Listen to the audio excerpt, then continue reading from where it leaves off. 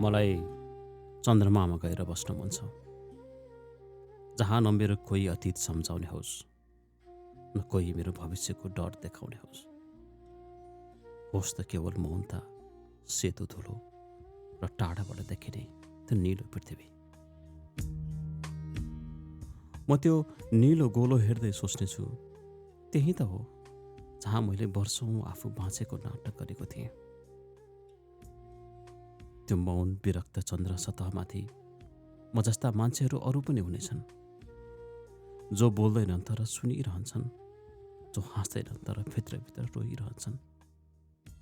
सायद म मात्रै होइन, थुप्रै एक्ला आत्माहरू त्यहाँ चुपचाप बसिरहेका हुनेछन्, भूगोलबाट टाढा, आफन्तहरूबाट टाढा।